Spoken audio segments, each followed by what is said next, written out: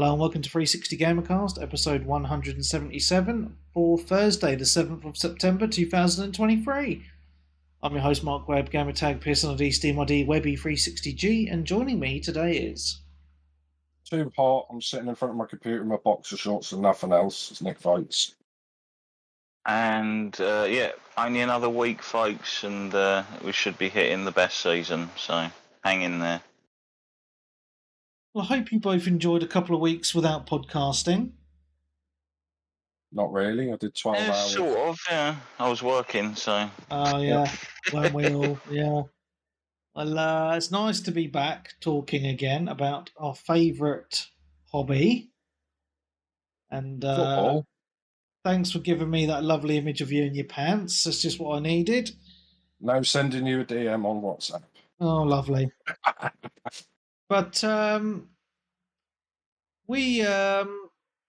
was a busy couple of weeks for gaming, wasn't it? We had Gamescom, and we had some big releases as well. So I watched the Gamescom event thingy-majiggy. Yeah, you jumped in with myself, didn't you, in the end? Yeah. We didn't see anything we weren't...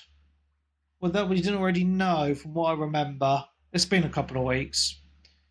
However, they did have some random blokes storm the stage. Again. Yes, and security got rid of him pretty quick, but I think he was bitching and moaning something about Starfield not being on PlayStation or something. Was it? I think so. That's what I heard. They should just have someone on standby with a taser, so we at least get to watch him like thrash about on stage like a fish. Oh, a machine gun with rubber bullets. That's even better.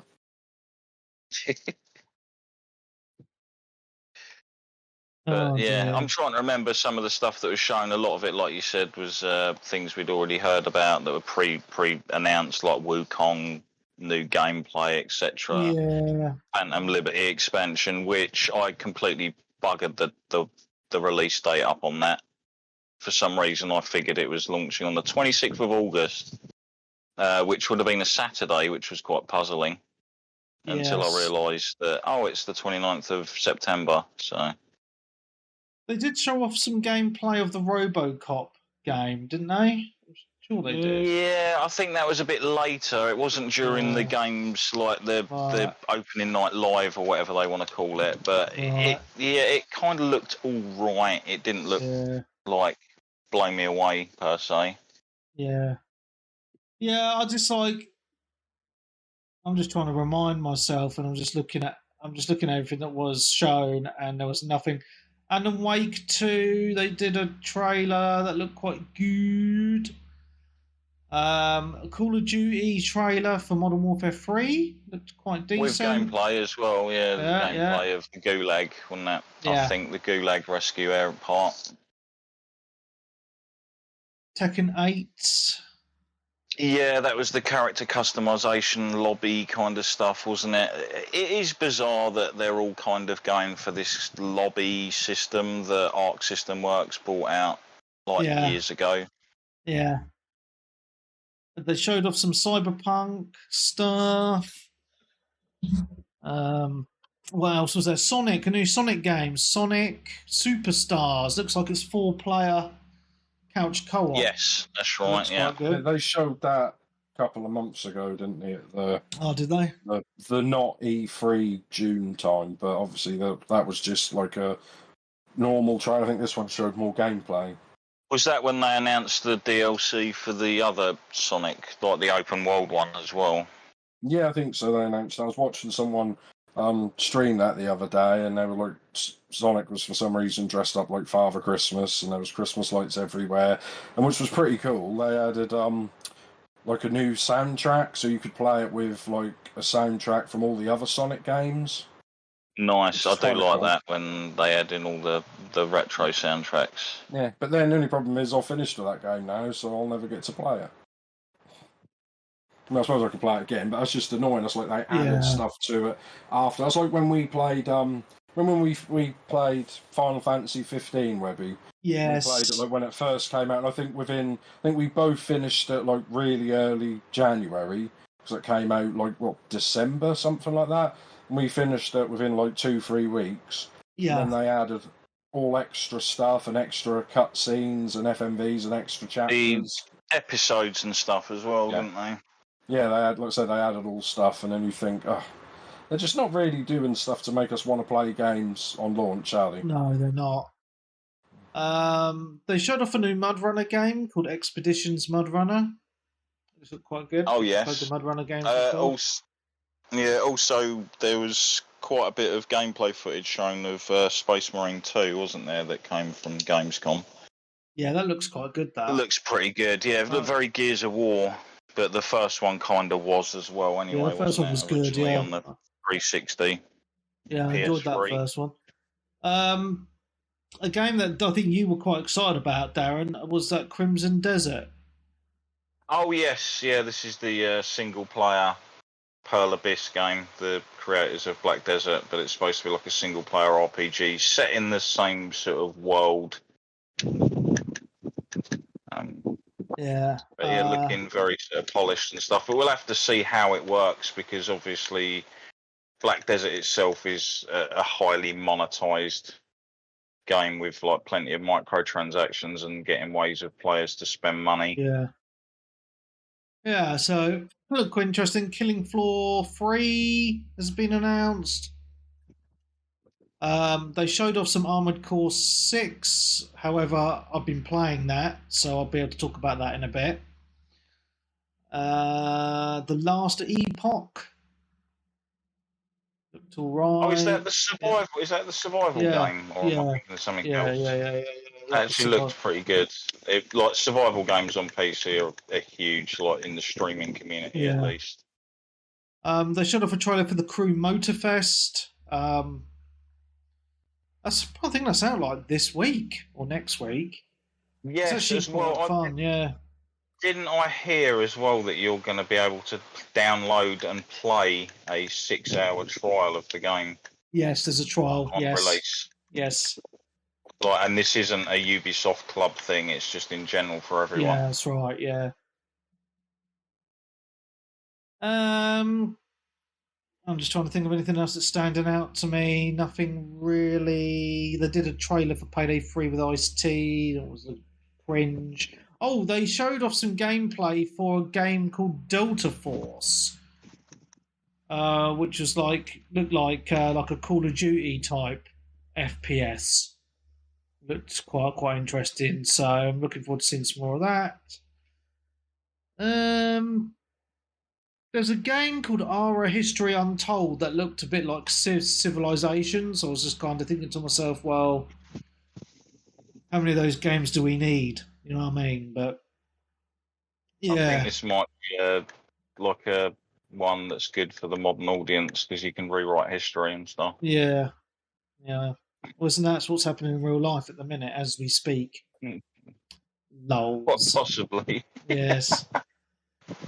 Yes. Anyway, I'm not going to get into that conversation, but yeah. So Gamescom was good to watch. I enjoyed that, and then we've had a few releases in the last 2 weeks as well, and I've played quite a few of them.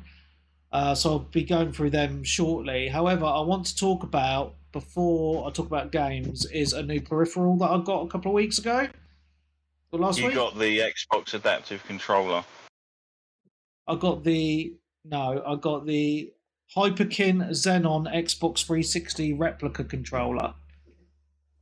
Is that... Oh, right. So they did like a redo of the original OG. Yes. So I'm going to give a very quick rundown of it for those of you that haven't watched my YouTube video review. So the shape is exactly the same as a 360 controller. It comes in 3 colours: pink, black or white. I got the white one because I'm original OG.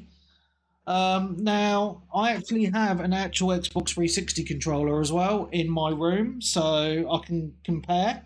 So what I will say first of all is the shape is spot on for the controller. Yeah. But also, but it has the Xbox Series X button, so it's the share button in the middle as well, just like a Series X controller. It is wired only, so if you don't like wires, don't get it. I'm just using it as a PC controller. Someone I know actually pretty much. In fact, two people I know that do PC gaming at work. They both use like a 360 wired controller as their. Yeah. Well, you can't actually buy them brand new anymore, which is why I got this. Oh. Yeah, because otherwise I would have bought one of those. Because, I mean, it's got some negatives, right? So, first of all, is you remember how the tension on the thumbsticks were on the 360 controller. It was quite a strong tension, right? It felt great on the thumb. This doesn't have that tension, that level of tension. Which straight away, I noticed it straight away. Like, bearing in mind, I've not used a 360 controller for a good many years now. As soon as I held this in my hand, I was like, this don't feel right on the thumbs. So the tension is off by quite a big whack, actually. It's about half the tension of the original, so that's definitely a big negative for me. It's kind of like the current Xbox controllers, then. Yeah, pretty much, yeah. So there's that, and it's like the thumbsticks feel like they're made out of like cheap plastic because your thumbs don't stick to it, if that makes sense. You know, when you use like a normal controller, it's like a rubbery thumbstick, right? And you sort of, yeah. Yeah, your thumb kind of like sticks to it in a weird way. Well, this is like smooth as a baby's bum in a weird, that plastic, which is a little bit annoying. I know plenty of people that actually used to like literally tear the rubber off of their thumbsticks. And I've got no idea how they managed to do that because I've never done that in my life. Like, fair enough, I've got like a really old 360 controller where it's like you say, it's been used so much that it's as smooth as a baby's bum. But that's just where the rubber's worn down. I haven't like torn it off the stick or anything or had it split. Yeah, so that's a negative, and the other negative is I was like playing I was playing a bit of COD, and I was like, the triggers they feel a bit odd, like because they're quite narrow. If you remember, so this is a glowing review, then, is it? No, I'm going for my negatives first. Yeah, all right. So, and this is probably the only other one, right? Is Right, because the triggers on an original 360 controller are narrow. Like they're completely different to the triggers on a Series X controller because it's quite wide. Yeah, because it goes kind of around the edge. Whereas these are quite narrow, but I still didn't feel right. So I grabbed my original 360 controller and I just compared, and I was like, oh, right. So here's a slight difference. So the width's the same, but on the original one it's flatter. Yeah, so whereas in this one it feels more curved. So it just doesn't feel the same. And this is me just really nitpicking, and I think it's because I spent over 10 years with a 360 controller. I can kind of notice these differences straight away. So yeah, I mean, I love the 360 controller. It's one of my favourite controllers of all time, and I still think the Xbox One controller is a step down from the 360. But I've kind of got used to the Xbox One controllers now. Yeah, but like that's my disappointment in it, because when they were advertising it, they were saying it's a one-to-one replica, blah blah blah. Well, obviously it isn't. We're in those aspects, right? So big thumbs down in the thumbsticks and the triggers compared to the original, but it's still good because it has all the rumble features of the Series X controller in the controller and in the triggers. So you get that extra rumble, like in Forza where the triggers do their own vibrations, right? That's all in this controller. Is that in? I didn't think the triggers actually had rumble on the Xbox. Yeah. All right. Yeah. It's probably because I turn rumble off on most games because I don't like it. Yeah. All the buttons feel really clicky, like those awesome clicky bumpers, the right bumper and left bumper. Exactly the same. Feel really, really good. The face buttons, all of them feel really good. The D-pads, not super great. It's about average, so that's probably another. So that's spot on then. Yeah, it's exactly to the OG one. Yeah, well, it depends which one you have, because I've got a Halo 4 one. It's got one of those twisty D-pads, where you could twist it to make it like a 4-bit or an 8-bit. Yeah, I got one of them. Yeah. The blue chrome one. Yeah. Yeah, was it the first Xbox One controllers that just had the 4-way cross? They didn't have like the extra little in-betweens. No, they had the in-betweens. Yeah, Which was the controller that just had the cross on it, like for the D-pad? Oh, the later ones, you could twist it round to just have 4 or the in-betweeny bits. Yeah. No, but the original Xbox One. I'm sure Hogarth will know, because he's got pretty much almost every Xbox all the controller 360 ones either had the weird pie dish or the twisty. It weren't the first Xbox One had the star, like the normal D-pad, like a Nintendo, and then Series X they added that weird pie dish thing. Yeah. Yeah, which I don't mind, to be honest. Yeah, so it's not fantastic still, but it's not bad. So anyway, so the controller, it works well. It has a port for your 3.5mm jack. It's quite light because it doesn't have a battery pack in it. Yeah, so obviously the bottom's quite flat. As I say, it's wired. It's USB-C. It comes with a really long cable. Overall, it is good, but it's not a one-to-one replica. So if you're after a one-to-one, I would not recommend it. But if you're after a replica that has most of the features, pick it up. Oh, it also comes in red, so it comes in black, pink, red, or white. It's 40 quid, and it's all right, Yeah, just briefly, just reminded me of something when you obviously said about the long cable. Yeah. What system was it? It was definitely one of the Xbox systems that had the breakaway cable.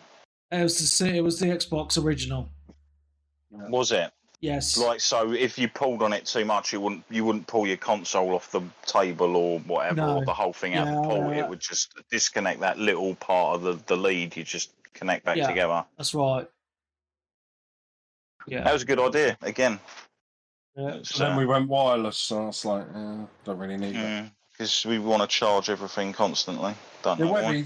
On the analog sticks, has it got the little 4 nipple bits on the analog sticks? Because yes, it does. It does have that. On the later ones, like with the twisty thing, they took those away. They were just completely rubber, weren't they? Smooth. They didn't have any of those bits. But then some of the original ones, when I found my original first ever white from 2005 360 controller that was just in a plastic cupboard in a box, all the analog sticks had just perished and gone sort of mouldy for some reason. Yeah, I don't know if that's just No, so it's plastic. So it does have the 4 little nippley bits on, but they don't really poke out very much. They're very small nipples. Yeah. Yeah. So I find, because I've got very smooth thumbs because I'm not a manual worker, right? So I find my thumbs do slip off the thumbsticks quite easily, which is a little bit frustrating, but yeah, still decent, man. Did you say you did a video of it as well? Yeah, it's on YouTube. Oh, cool. Should have said that. I'll look at that later. Yeah. I'm sure I did. I've got a review on the Discord anyway, I've written one. Yeah, I saw that because you put it on the Facebook as well. I'm sure if I didn't do a YouTube video, I was going to do one. Yeah. Anyway. Yes, Darren, you okay? Actually, no, I'm all right. It's all right. I'm just I'd stuck a game on, and it said it had maintenance. Okay. So that's not affecting my world. Okay, so that's my review of the controller. I will move on to you guys because I've got all brand new games to talk about. So, Nick. Sweet. Yeah, so I've played a game from the late 90s because obviously. So I fired up the Sega Saturn and I was playing Street Fighter 03, which is, because it's the Japanese version, but that's basically Alpha 3. Right. Yeah. But they never released that over here on the Saturn. I think they released Alpha 3 on the Dreamcast by then. Yes, Instead, yeah, so I I had was 0 on the 3 on the Dreamcast. Yeah, but this was actually, I think this is probably the better version, even better than the Dreamcast. Like, it's just got all the stuff, but... Yeah, like we said before, 0-3 on the Dreamcast, the Japanese version did not support SCART. It only supported RF or Super VHS or what it is. Yeah, I remember that, because I did get that version eventually on Dreamcast back, because I had it on PS1, and then I got it on Dreamcast. I was like, why isn't this working 60 hertz mode like everything else? Why isn't this working at all with this lead? And then I had to completely change the cables. I'm like, this looks trash. I didn't even want to play it. But the fun thing was, like, as we're talking about controllers, I was using the retro-bit Sega Saturn controllers which I've bought, and I got myself in a bit of a state because it wouldn't pair. So I was just getting really annoyed, as you do when game stuff doesn't work properly. It's obviously everybody else's fault. So I was just getting really annoyed because it's just like one button.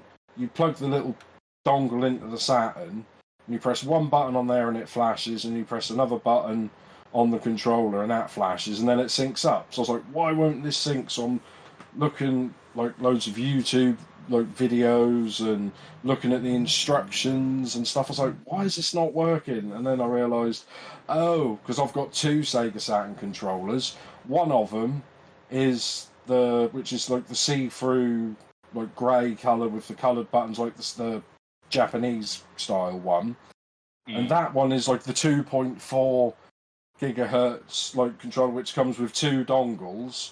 One so you can plug it into your PC, and another one so you can plug it into the Saturn. The one I was using was Bluetooth only. So I was trying to connect a Bluetooth controller to like the 2.4 gigahertz dongle because I put it back in the wrong case. Okay. So I was like, so I had to use this one on this and this one on this. So I played that for must have completed that with about 7 or 8 characters. Just enjoying it, because like I said, all the characters were there. Must have been about 30, 40 characters. And Akuma's called something different in that. I don't know what he's called in Japan. Okay. That's the one. I thought Akuma's got a weird name. I thought I got a dodgy copy of the game. But yeah, played that, just enjoyed that. Akuma just basically means devil in Japanese. Yeah.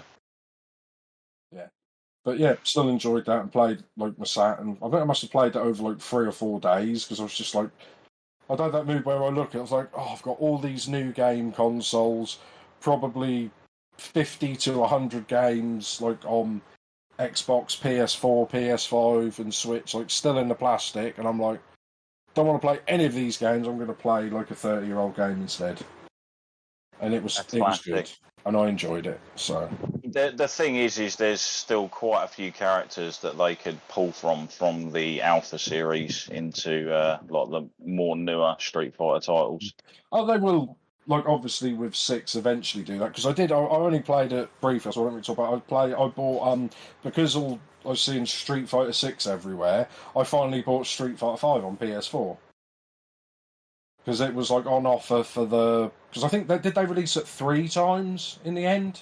After only release saying they were going to do one, they released it 3 times. Yeah, because I remember I got it when it came out in Street Fighter 5 in one of your favourite Steelbook editions, and if I remember, like the only thing on there was like practice mode and versus mode. When it came out, there was like no arcade mode, no story mode. Oh, there was a story mode. It was like 3 fights against the CPU in 1-round battles. Yeah, but like I said, I was like, I just couldn't be. But that's one of the last like games I bought fairly new, and then I just like stopped playing new or buying new fighting games when they come out because I thought it's just not worth it. And because they said, we're not going to release it again in different versions, and then they released another 2. So I think it was like £8 or £7 or £8 for like the Ultimate Championship Super Edition, and basically just everything's there on it as well. Like you've got all the different modes, but the story mode or arcade, there's got story mode and arcade mode. And when you go through arcade, you can actually, it has like Street Fighter 1, 2, Alpha 3 for like all the different modes. So even though it's the newer characters, but it was done in the same style as the older games, like the same number of fights and like the first one. So and as many against the same roster of the game as possible and stuff. I really like that feature. Yeah, that was pretty cool. So I was like, oh, I remember that. So I played that but not for. I think I only played that for about an hour or two, because it was another one of those where it was oh, I've installed the game. Lovely. With PlayStation, stop play it. Oh, this part of the game isn't installed. I was like, oh, great. Oh, now you need to update it via the menu of the game, and then it's like, we will now install a download and we will restart your game. You're like, pretty much. So I think they do that with the new one as well. Yeah, I think it was like 70, 80 gig, but I don't know why. For some reason, PS4 is just always really slow, like updating as well. Like, whether I don't know, because I've heard some people say it's the other way round, but it is for me, generally, but it can depend on the game as well, I guess. Yeah. But then I was downloading about 7 or 8 different games at once, so I think that probably had something to do with it.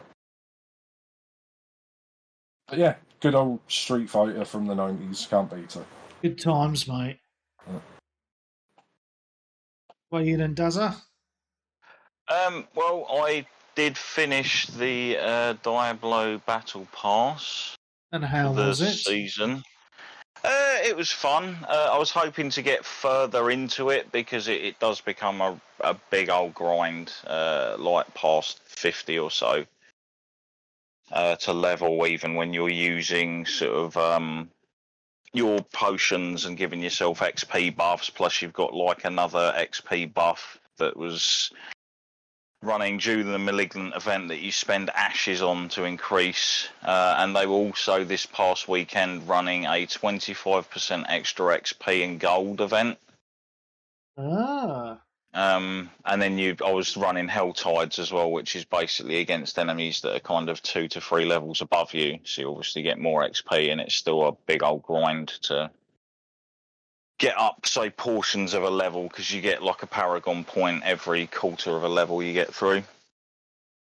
So, but yeah, I still had a load of fun with it. I was hoping to get further. I think I just got just over 70 or 71, somewhere around that kind of thing. Did one of the world bosses with a load of people. It was okay, I guess. Wasn't really anything super exciting. I prefer the other battles, which are kind of like the Legion events and stuff, where everyone gathers in a spot and like hordes of enemies just start pouring in, and you have to kill a certain amount for a commander to appear. And then after you've dispatched 3 commanders, like the proper boss turns up, and then you will like take him down. Oh, cool. So yeah, some good abilities and other bits and bobs like that. Can't really talk too much more. They did actually show off the next season, didn't they?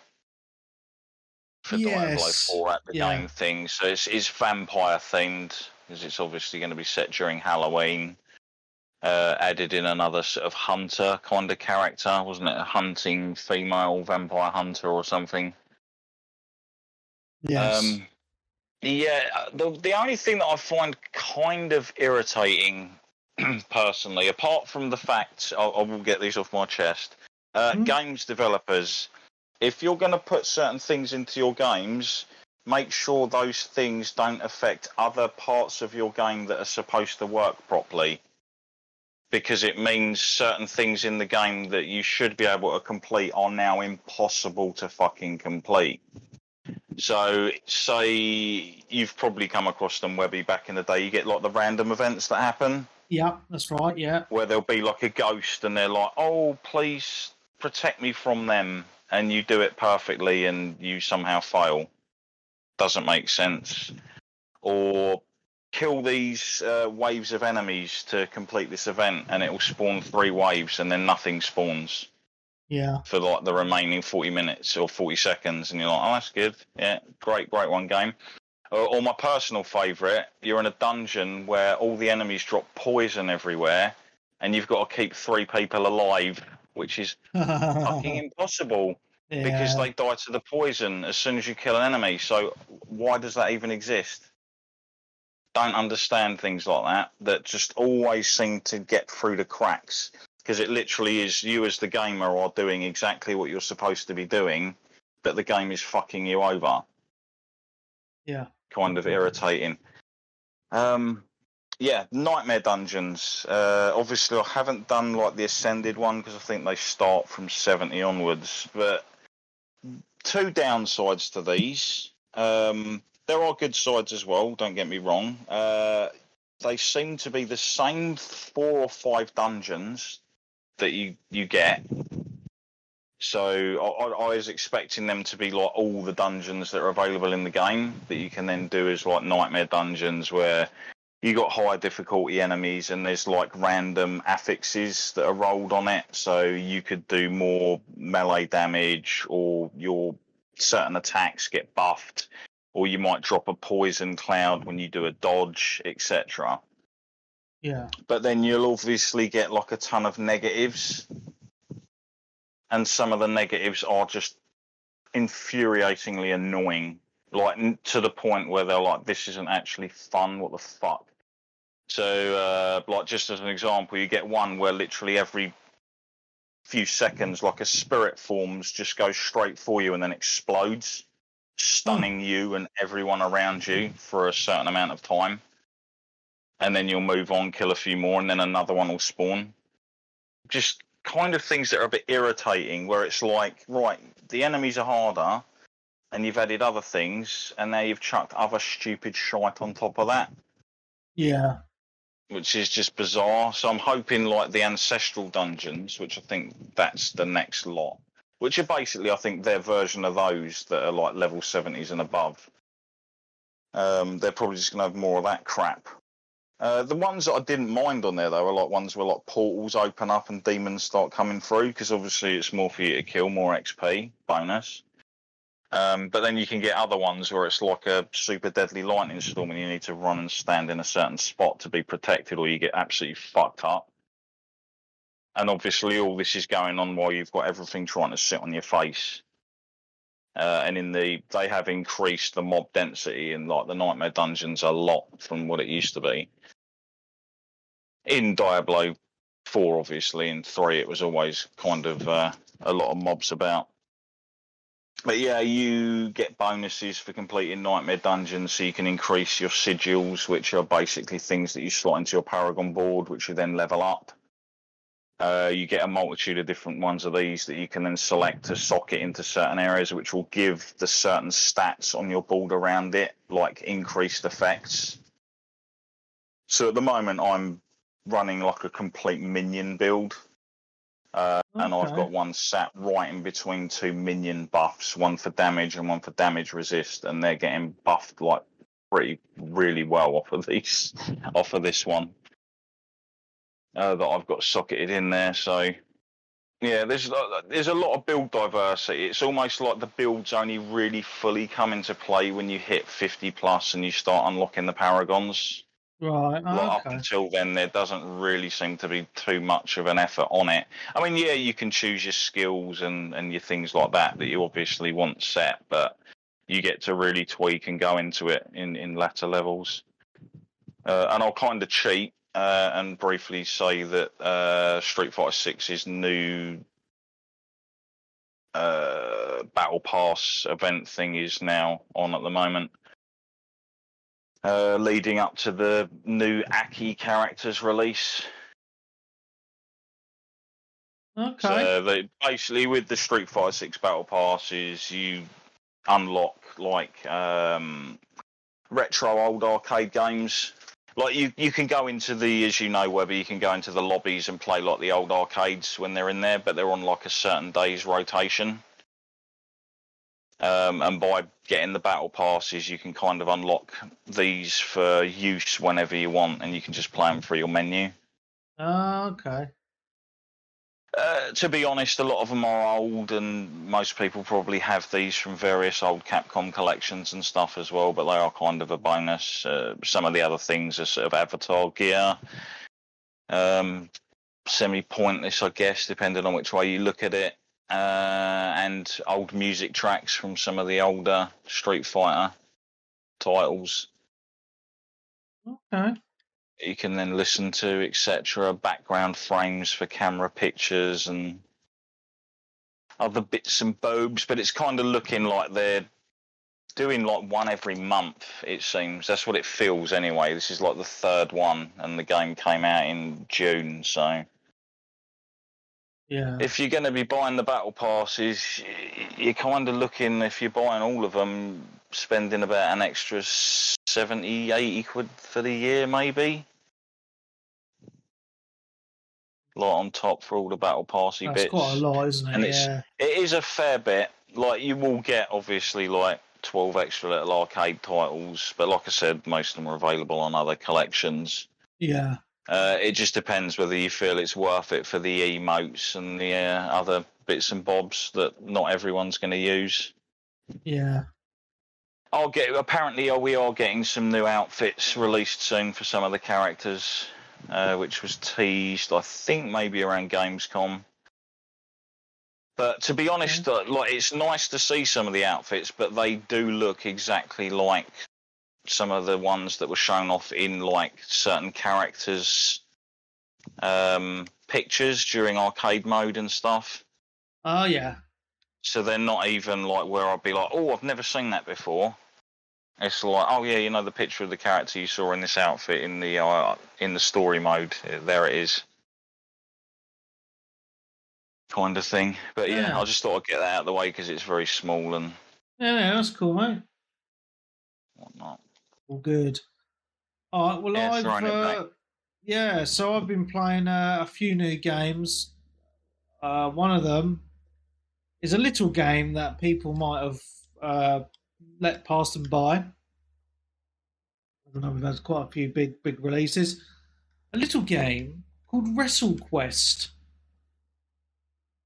Now, this is on all platforms as far as I'm aware. I've definitely seen it on the Xbox store, 20 quid. I've got it on PC. I've only played it for a couple of hours though, so I haven't. I can't give a massive review, obviously with that little playtime. But if you like your wrestling, which I know Nick does, I think you might. I went to AEW in Wembley. I saw your photos, mate. They look really good. Yeah, I mean, we were miles up, but I'm not paying like between £4,000 and £1,000 to sit in the front row. That's ridiculous. Good God. Isn't it? Yeah. Plus, that's the last time you'll ever know anyone will see the CM Punk wrestle because he had a hissy fit backstage and tried to punch his boss. Which is really? I saw him trending online or something. Yeah, he had a hissy fit with one of the other wrestlers in front of his boss and then threatened and went after his boss. I was like, yeah, threatening to knock out your boss is not going to end well, is it? So, yep, he's fired.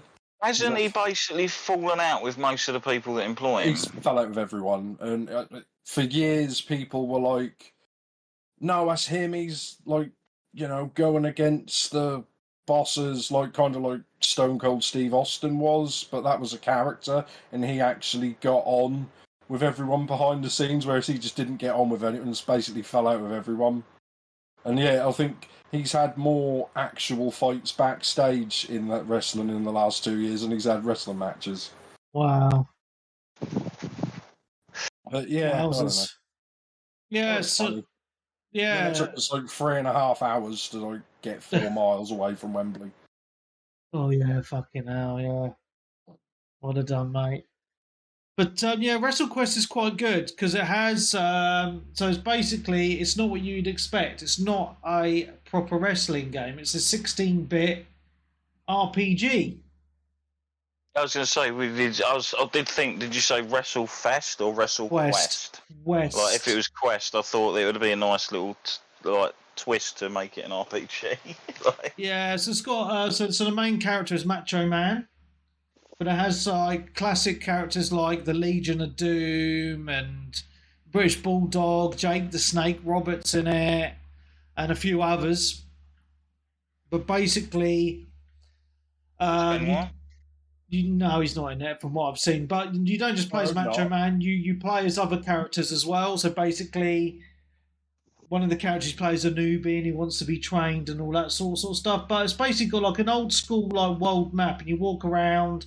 You go to towns, you can get better equipment and stuff. It's got some really good wrestling jokes as well. But the fighting's hilarious. Like if you get into a battle, no matter where it is, the battle ends up in it's in a wrestling ring, but it's turn based, and it's really well done. So you got like you can do like your slap moves, your grapple moves. You can do your taunts. So within all these menus, you can get all these different options, and it's just it's got a really good sense of humour to it.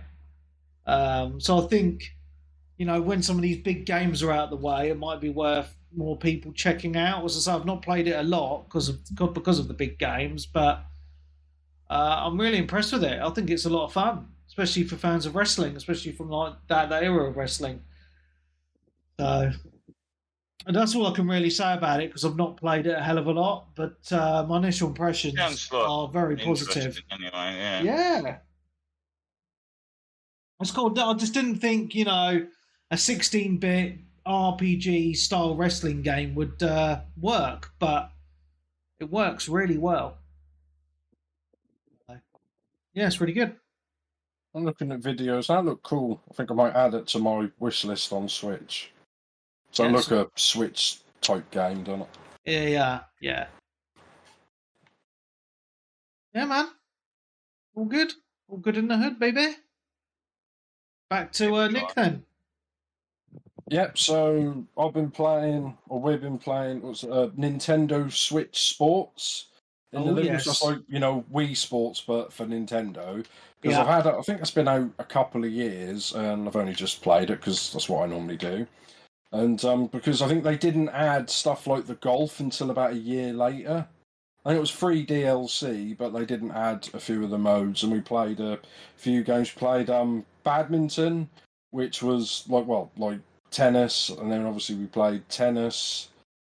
Pretty much. Thing is, it's where in your brain the graphics look like they did on the Wii, but then you look back on like your YouTube video of the Wii graphics, like, oh no, these graphics are better and a bit smoother. And plus also the Switch remotes, the little Joy-Cons, they're a lot more sensitive than the Wii remotes were. Like when I was playing golf and that, I just kept like shanking it left and right because you know what we do? We try to finesse it and then we just like think screw it and just like swing really hard and then start going everywhere. And I was getting beat at the time. She was beating me, so I wasn't happy about that. Oh dear.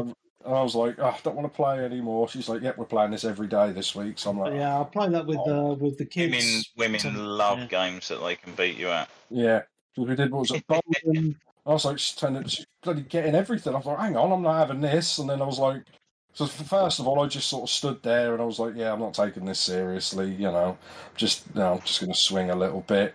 And then by the end of it, I'm bloody standing. I was like, get out of the way, I've got to stand in the middle of the screen and I've got to like do it all properly. Working. Brilliant. So and there was like I couldn't really work out what it was. There was like a sword game, like with these foamy swords where you have to knock your opponent off the edge of the things, kind of like something off of Gladiators. You know what I mean? Yeah. Yeah, the pugil sticks. Yeah, pugil sticks, but that was just like a foam sword. But it was like swing left, swing right, hold it this way to block, and then if you deflect their block and stuff like that, I mean, it's okay. I think that's the sort of thing you go on. But I think like the badminton, tennis, and the bowling were probably the best. Golf was okay. But we didn't play a lot of the golf. It was just like, we'll just do 3 holes because it's like 11:30 and I want to go to bed. And she was happy because she kept beating me. She didn't. I was like, oh. But yeah, that's a laugh. I'm enjoying that. I mean, that was only like 30 quid when it came out as well. But yeah, obviously I didn't put those little Joy-Con straps on for the little handle bits. Oh yeah, I've lost mine somewhere. Yeah, I've not got a clue where any of that stuff is. It's somewhere. It's probably the best thing to do is keep it in the box for your console itself. That way you know where it's always going to be. Well, I think I got them out and used it when I think we played something a few years ago, which I used them, and I've put them somewhere. I know where it is, though. It's with that weird controller thing that you clip the 2 Joy-Cons to. It's with that. So if I find that, I'll find the other bits. So expect maybe I'll be coming on the next podcast. How'd you get on? She threw the Joy-Con through the telly. Can you remember those when the Wii came out? All like the memes. Well, it's on like you social said, it media wasn't. yeah. It wasn't particularly fantastic, was it, for the sensitivity? So you'd like go to do something and it wouldn't do anything, and then you'd try a bit more, and then you'd go wild, and it'd go fucking flying. Yeah, because like none of us were like, oh, put the little thing on for safety, and they're like, Oh, no. we did. It's only the people on social media that would post all these files. Where I'm just like, yeah, you must realise that's why they give you a strap for your hand. Yeah, but I'm male and don't want to be told what to do, and so that's which is why I'll be buying a new TV very soon. Don't be assuming my gender. And now you could assume my gender. I'm a bloke. I don't know, mate. Apparently, gender is a spectrum, from what I've been told the last couple of days. But there we go. What?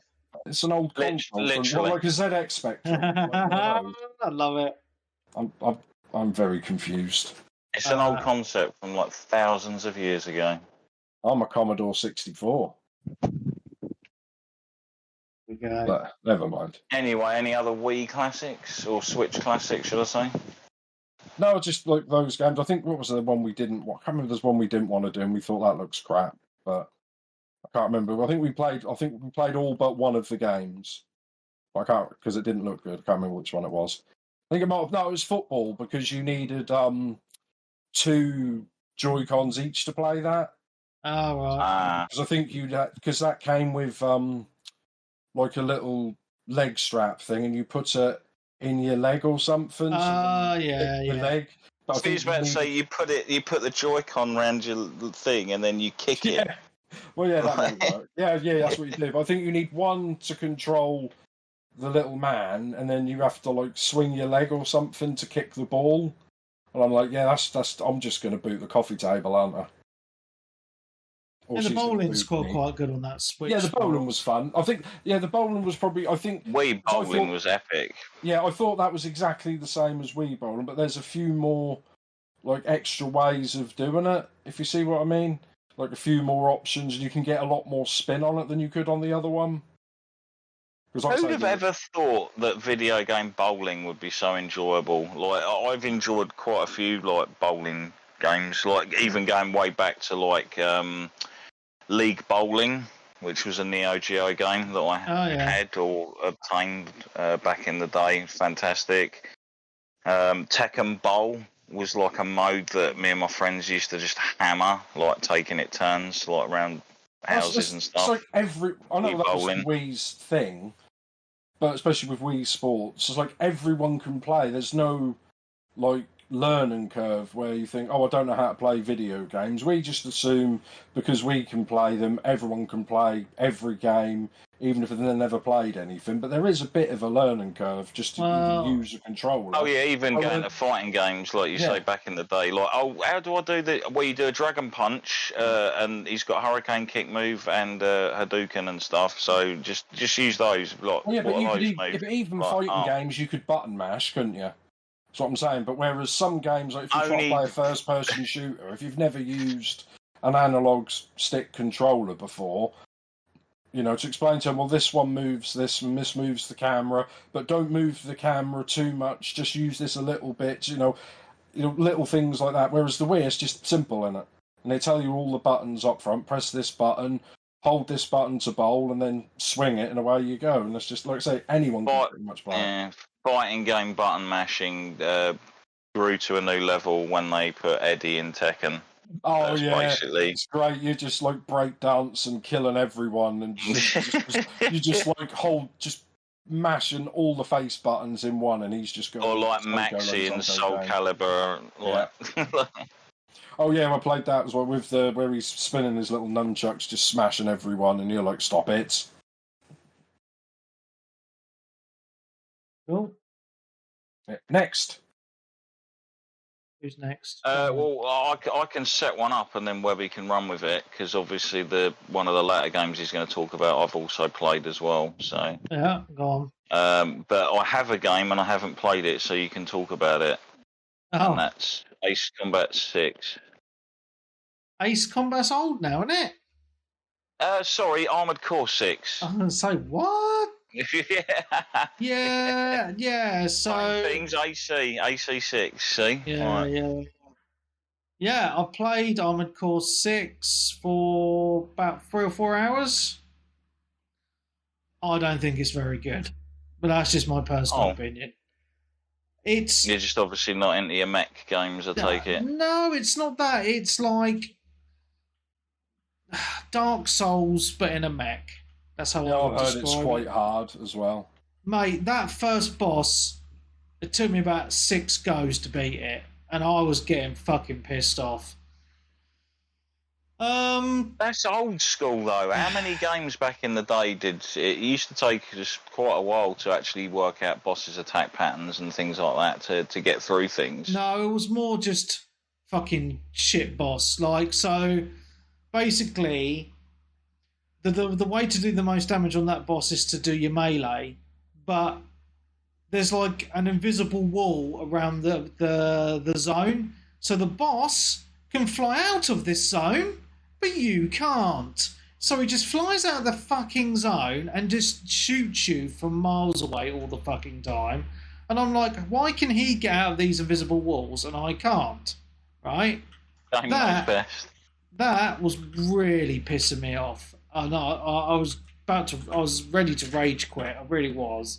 Fucking piece of shit. Like, I was like Darren, like being in a pipe chat with Darren. Like, fuck's sake, you fucking cunt! Ah! You know. Anyway, I finally beat the boss, and building your mech is quite fun, and the graphics are good, and it runs smooth. I'm playing on PC. I know a friend of mine who absolutely loves it. It's like one of his favourite games he's played this year. Yeah, and like, I can see super into his mecha stuff. Yeah, so and like Mech Warrior and such. Yeah, so don't take what I say as it's the game is bad. It's just my personal opinion at the end of the day, right? Perhaps it's just not my kind of game, but I put quite a bit of time into it. But it's just, I don't know, it's like you finish that first annoying mission, and it is annoying, and then it's like, right, you got a choice of a couple of missions, you go into like this open area, and it's like, right, you need to do a thing to finish the mission. And it's like, right, you just go into this open area, and you fight people, collect a thing, and the mission's done. And you're like, right, okay. And people do, and I get it. It's very old school in that aspect, right? But I don't think it's for me. And I just don't like the fact that the difficulty is super hard. It is basically, and I know it's from Soft, but it is basically just trying to be Dark Souls with a fucking mech. And it's just... Well, I have heard that the previous entries... I mean, I've possibly played an Armored Core like way back in the day and couldn't really particularly remember it as much because obviously early 3D games don't hold up particularly well. Yeah. But yeah, apparently the games have always been pretty difficult, and it's all down to how you build your mechs and such. So, like, a friend of mine's like I say, he's really happy with it. But then he also loves Dark Souls sort of games, and obviously likes that kind of semi-frustrating yet rewarding difficulty sort of challenge. Yeah, that's that fair their enough. titles tend to throw out. Yeah. I think, I don't know, I was just thinking it would have more of story or something, because it's literally like an old arcade game. You choose your mission, go and do your mission, and then it's basically like, you get your rank. Well, you don't get rank. It's basically like, oh, you've done your mission, and just select the next one, going like that, Yeah, it's about it, really. It's just all right, in my opinion. But again, it's my opinion. I probably just don't like those sort of games. But to be fair, Webby, you play pretty much all the games. You don't have to really enjoy every one of them, do you? No. And as I say, it's just not for me.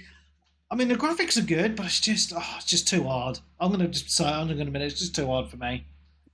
I'm a noob. I'll admit it. Yeah. Webby doesn't like getting it hard. No. Oh, it's my turn now. Anyway, I know I've been talking, but it's my turn now, isn't it? Because Darren talked about things. Okay, so we talked about Armored Core. I'm going to go for a quickie one then. I've dabbled in Remnant 2. Oh, so have I. Um, Obviously not since the last time I was on because working, yeah, etc. But I think it's quite good, and I've just been slagging off Armored Core for being a Souls-like game, and Remnant 2 is a Souls-like game, but with a difference, it's a third-person shooter. yeah, it kind of reminds right, and this is right. Do not take this as an insult, right? Anyone listening who likes the game, it reminds me of an Xbox 360 game, but in a good way. Yeah, I kind of get that. Yeah. Yeah, like I mean, I'm enjoying it. I think it's got some good vibes. The third person, I'm liking the. I mean, the graphics aren't amazing. They're good. I mean, I'm playing on PC. They do the job, yeah, definitely. They definitely do. They're actually, I think Digital Foundry were actually very impressed with like the technology used within the game. That's probably just my eyes then. But I like it because I like the character customization. I like the fact that you get because at the beginning I was like, if we could choose classes on this, and you don't actually get to choose your class till later on, a little bit later, yeah. And the base of operations area is quite cool. You have like a little shop and weapon upgrade place and bits and bobs. However, I like it because it doesn't hold your hand. Like I'm on missions and it's like, oh, you need to do this thing, and I'm like, well, where do I need to go? And it's like, figure it out. You need to go and explore. And I think all the areas are randomly generated, if I'm correct. They kind of are, but I think it's more along the lines of. I think there are areas of the game that might well be, but I think a lot of the zones, it's kind of like they're all shoved into a tombola. Right. And it just chucks different ones out for people at different times. Okay. That makes sense. So, yeah, I like that aspect. And just notice my volume's really loud on my thing. Testing. Yeah, it's better. No, on my recording software. But there is a negative to this, and I can tell that the game is really designed for co-op. I think it's free-player co-op, isn't it, maximum? Yes, yeah.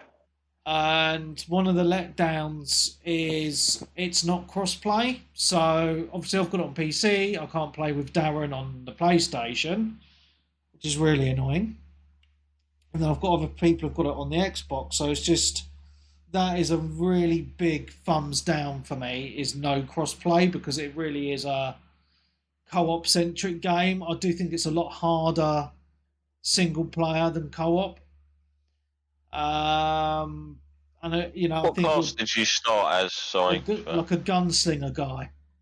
Oh, right. I didn't actually have the gunslinger opened because I think that's like a certain edition, like early unlock. Yeah, the super duper edition. Yeah. Yeah. So I think it's good, but I think my enjoyment is being soured because, one, it's hard. It's very dark, so you have the areas you heal and that, and then the enemies come back. And there's no waypoints or anything, but that's old school gaming, so I'm not going to give it a negative on that one. But the big letdown for me is the fact I can't fucking play online with my friends, which sucks ass. So... well, if you had it on PS5 anyway, that was kind of bought for a time. So yeah, I heard almost in the same boat. Yeah, I mean, it seemingly works now. Like I've played it in co-op. Nice. So. I mean, it's not an expensive game either. No, I think it's for what you get. It's kind of a unique type of game. Yeah. In a way, I do really like the aesthetic to the whole thing. Like 1 minute you're in like an alien planet fighting off flying saucers, etc. The next minute you're in some Bloodborne-esque sort of gothic horror place. Yes. It's a very interesting mishmash, and you probably had the same sort of thing as well. So you were going around your compound that you first get to at the beginning, which is very kind of, we'll say, Fallout Last of Us. Yeah.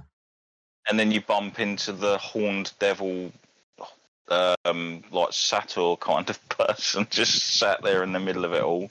Yeah. Is he called like Delve or Dwell or something like that? Isn't yeah, he? yeah. Yeah. I quite like the idea of all of these worlds that are accessible through the crystals, and from going there and coming back, it's pulled some of the magic through into our world, etc. So, story's pretty good and interesting as well. Yeah, I think so, and I think that's what was pulling me through for a time. And before, apparently, I'm missing out on some of it because the story from the first game is actually continued. Oh, right. I never played the first one. Because my friend who played the first one said, like, no, some of this was explained in the original as well. I was like, That's a bit shitty, though, isn't it? Well, it's not, because it's still, explained as you're playing through it, etc. It's just a little bit of a bonus for people that obviously did play the first one, which you can probably pick up now for under a tenner. That's on Game Pass for the original as well, so first one. Yeah. But yeah, I think it's if you had a couple of friends to play it with, I think it would be a really good blast. It's just I'm not getting that because no one else has put it on PC. So here you've got no one to cover your back or watch out for enemies just spawning out of dodgy areas, etc. Yeah. Plus, a lot of the classes work well with each other. Like, I was playing it with a friend who was like the medic class, so he was like throwing out healing things that we could stand in. Oh yeah. Etc. and stuff. And obviously, I had the dog, which would grab enemies and like pin them like down for a little bit and let me get some shots on them. Nice. Yeah. So that's Remnant 2 anyway. I presume I will imagine that would be on Game Pass at some point. So when that does hit Game Pass, you can play it on the Xbox, at least if people on the Xbox, and you haven't paid any extra for it.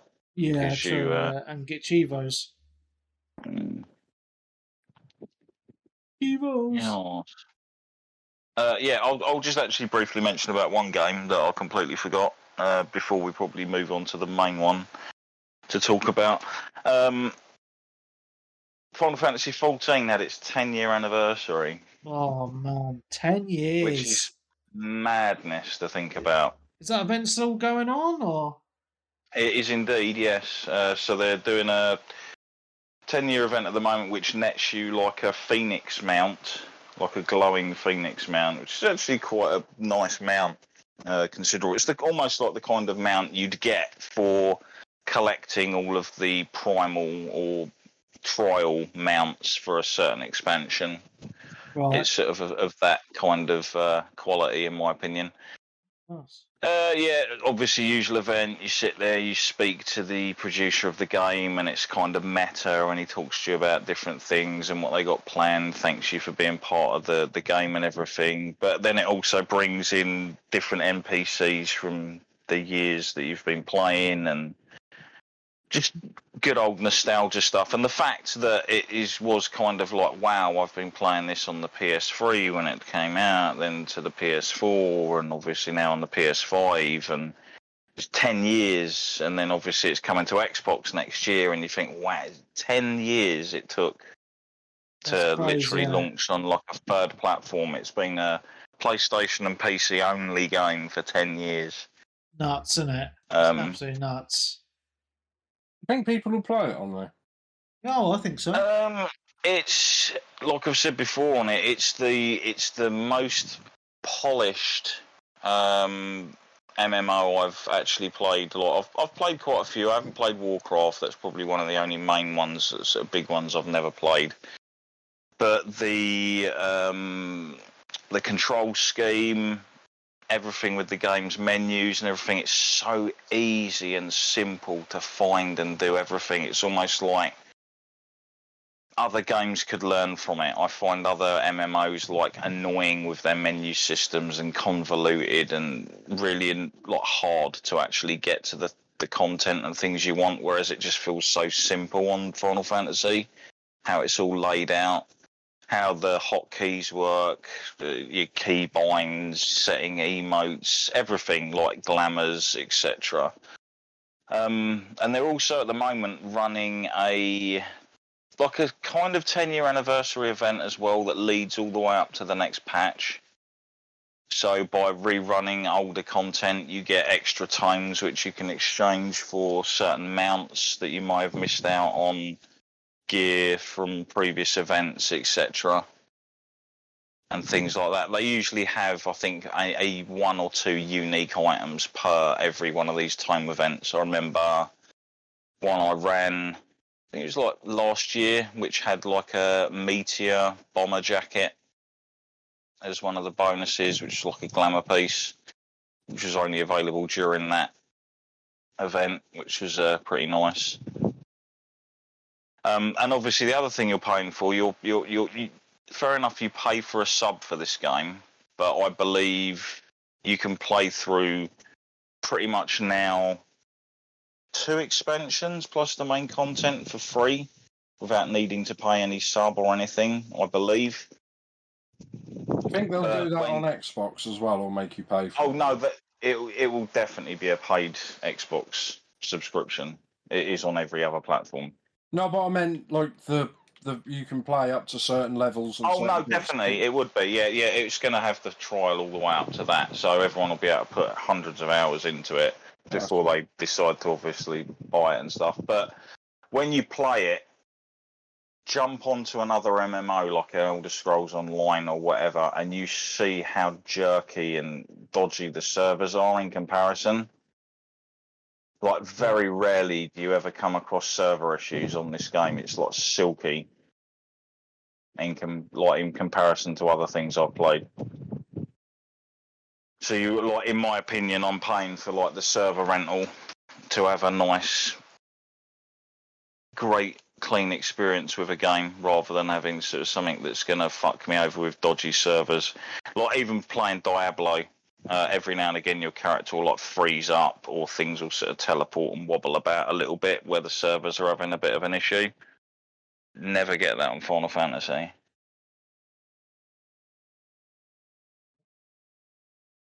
You remember when it came out, like that 10 years ago, and we were at Eurogamer, and we were talking about it, just walking to Eurogamer. I was like, man, that's so long ago now. I feel so old.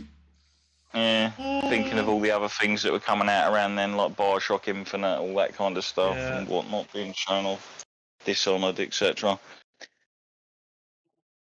Crazy. Yeah, I think it is due to the fact that this game does literally run on server farms, so you are connecting to server farms to play it, whereas other games just run off the standard internet, as far as I'm aware, which is why you get the issues like hitching, etc.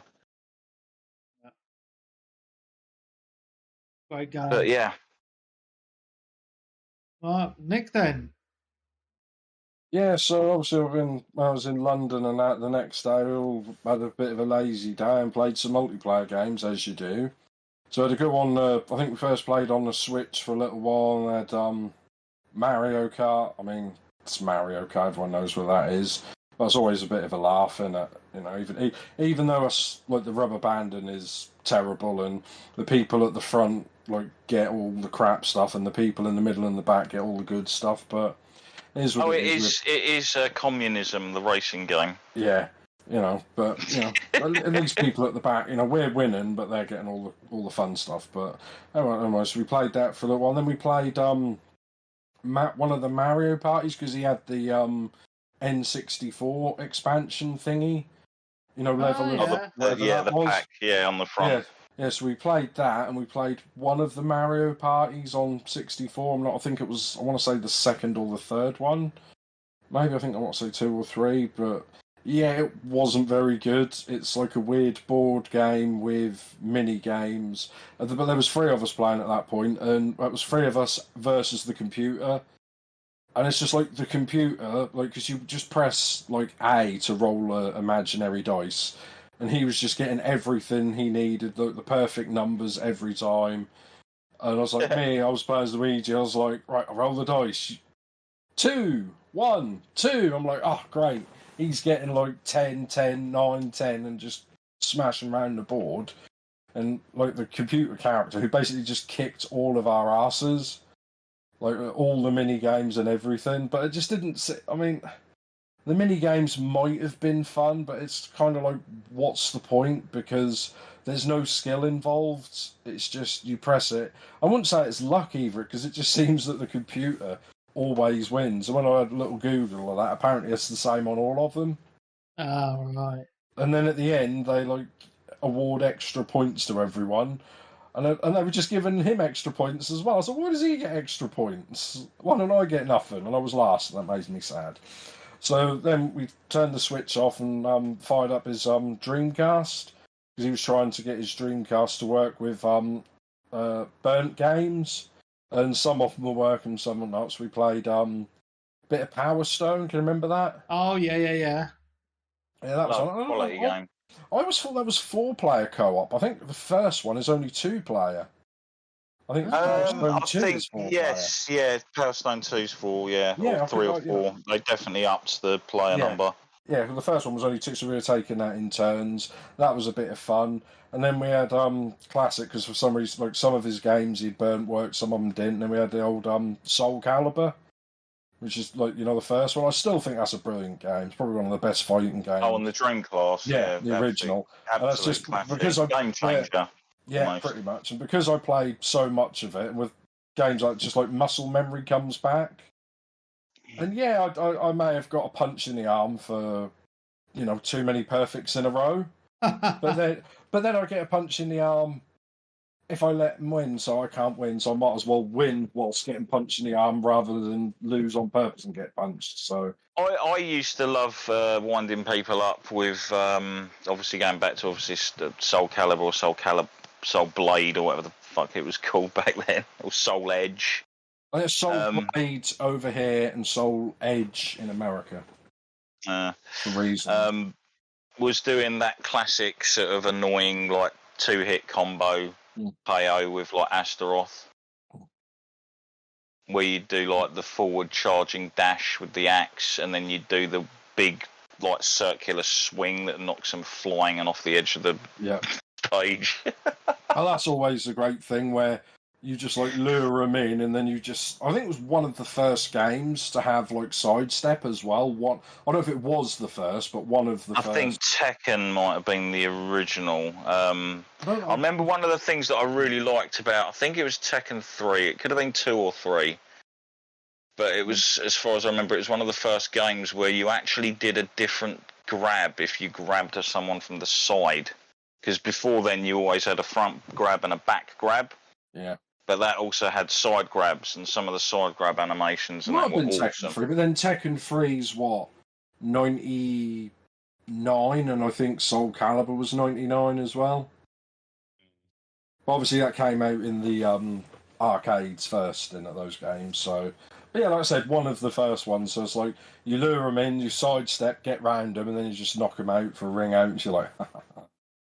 I mean, one of the things that I'll always remember now that you don't actually get so much is everything's obviously internet now, and you get loads of information and trailers, etc., about a ton of games.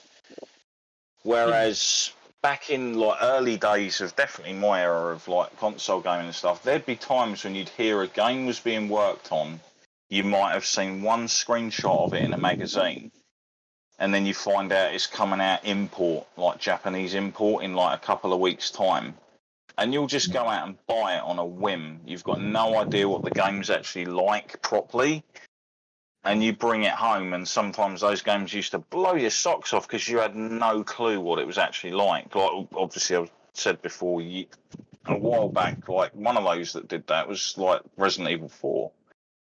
Because everything I'd basically seen of RE4 was the version of the game before it was completely changed. So when that Resident Evil 4 like turned up, it was like, holy shit, what is this? Like, so I kind of miss those like really nice surprises of almost not knowing what a game is like and just buying a game off the quality of the developer itself and their previous titles. And yes, games back then cost almost the same as what they cost now. Yeah. Which is kind of crazy when you think about it. Well, maybe not, depending on one of the stories that's been doing the rumour rounds on social media of over the past couple of days, but you might have it in your news section. I have nothing in my news section. It's empty. Fair enough. I mean, I've had no time to look at news. We'll just say it now if we haven't got much news, what game it was. Well, the rumours I saw floating around is there was a load of people saying like GTA 6 is going to be like $150. All right, it wouldn't surprise me. Well, people will buy it. Oh yeah, people will. And then someone was like, I'd never spend 140 quid on a game. That's ridiculous. And I'm like, yeah, it's pretty bad, isn't it? Having a Neo Geo back in like the 90s, yeah. Crazy. But yeah, sorry. Where were we? Oh, you were talking about like beating your girlfriend up on fighting games. Yep, and then got punched, so we stopped playing, and then I went home. So yeah, so that was the multiplayer day, which was fun. Oh man, that sounds good. Is it me again? Yeah, wasn't there like some small little game that came out this week? No, I'm saving that for last, mate. I've got 3 games left yet. So. Oh wow. Yeah. We're all dry. I've shot my load. And they're all big as well, all big games. So I can't remember. It's been 2 weeks. Had I completed Baldurs Gate 3 when we talked last? I don't remember you talking about it. This game's also out now, as far as I'm aware of. Like, came out the other day, and today's the official release for PS5. Yes. Yeah. So about a week or 2 ago, I've completed Baldurs Gate 3. And OMG, what an amazing experience. I think it's the first game in a long, long time that when I finished it, straight away, I started a new game. Straight away. I made a new character and started the game again. Absolutely love this game. It is one of a kind. If you've got a PC or PlayStation, fucking play this game. It is so good. So one of the reasons why I started again is because, like, when I first played it, the first playthrough, I didn't really understand the character customization. So I just kind of gave up and played as just one of the characters. And I enjoyed playing it like that. I really did. However, I thought second playthrough, I'll actually make my own character. So I made my own character. It's quite an in-depth character customization there.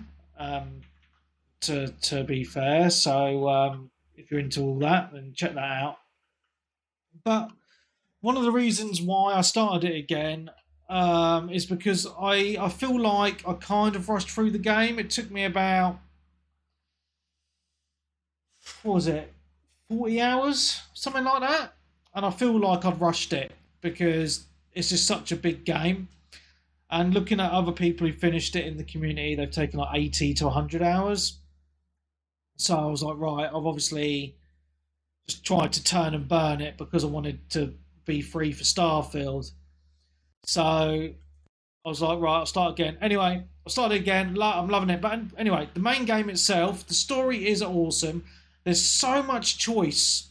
It's just, so the game's set over 3 acts in 3 different areas. Once you move on to the next act, you cannot go back to the area of the previous act. So that's something to be aware of when you do play the game. The dynamics between the characters. It does tell you that, though, doesn't it? It does warn you about that. Yeah, but it's just so people are aware a bit more upfront. Okay, so the dynamics between the characters is awesome. It's probably got one of the best games of voice acting and facial animations I've played. It's just super in depth. You can have relationships with the other characters on your squad. A lot of the story happens when you break for camp, so make sure you break for camp often. And the thing that I like about it is the open-endedness, and I've mentioned this before. So basically, you can go around your main missions and side quests pretty much in any way you want. In example, there's a guard. Well, there's someone standing in front of a room that you need to get into to get this thing. Well, all right. there's a few ways in it. You could turn him into a sheep. You could put a black cloud in front of his eyes so he can't see. You could turn yourself invisible. You could shrink yourself. There's all these different things that you could do if you have the right skills within your team. And the same goes for just in normal fights as well. There's just so many different ways of getting through areas. You can talk your way out of things instead of fighting. It's just super open-ended. And that's what makes it such a cool game and why it has that replayability. You know, there's lots of different things. There's lots of different branches of things to do within certain aspects of the game, if that makes sense. You know, you could kill someone, you could convince them of something, you could do something cool for someone, you could do something bad, you know, all these different things, right? And when I finished it, I came away just thinking, wow, what a game. I mean, it's going to be, like, I was thinking to myself, this is going to be hard to beat for Game of the Year. I mean, this could be game of the generation. It is that fucking good. It really is. And so now it's out on PlayStation. Fantastic. It's apparently going to be out on Xbox before Christmas as well. So that's something positive. That, yeah. So that's good. Because that's my platform of choice to pick it up on, I think. Xbox. Yeah. So and it works really well with the controller. So yeah, man. Absolutely loving it. I think it's a fantastic game. I love the combat. I like that kind of turn-based type combat. I like the dice rolls. You know, it's like a proper D&D game where the roll of the dice could make or break certain scenarios. But if you fail your dice roll, don't worry about it because, other things can happen for you to succeed anyway. So don't feel too down on it if you fail. It's a great game that people just need to experience. I mean, it's been 20 odd years since a Baldurs Gate, so it's not like they come out all the time. The series is held in a very high regard, and I think Larian Studios has done a fantastic job with Baldur's Gate 3. I was going to say, it's as though it's not going to after this. We'll see. So they also announced DLC, didn't they? Oh yes, I'm not sure what that entails. Well, as far as I'm aware, from what I've sort of looked into from people sort of that have talked about the game, there was apparently an entire area of the game that was kind of removed at the last minute. Oh right. And it's in Chapter 3. Oh right. And one of the reasons why a lot of people actually bought this up is there's a couple of your companions whose story quests cannot be finished properly because this area was removed from the game. Oh, I didn't know anything about this. Which means that one of the characters in the game has a shit ending no matter which way you play it, because there's no way of actually finishing their quest properly. Right. With this missing area. All right. So I think they're going to be going back and like re-adding that and some other bits and bobs, probably some quality of life. I'm quite surprised. Excuse me, I'm really tired. Because they've said that the game is just a full game. There's going to be no DLC. It's just you pay one price, you get the game. Oh, it still technically is a full game. It's just people wondered why a couple of the characters had like really shitty things happen to them at the end of the game, and people then found out it was because their quest lines are tied into an area that was removed at the last minute. I didn't know about this. That's interesting. So, yeah, I mean, and that's a massive area as well. Even go back and replay it if they go back and add this area back in, etc. I mean, Act 3 is fucking massive as it is anyway, so wow. Wowzers. Yeah, from what I've actually heard as well, each act is kind of its own separate little storyline.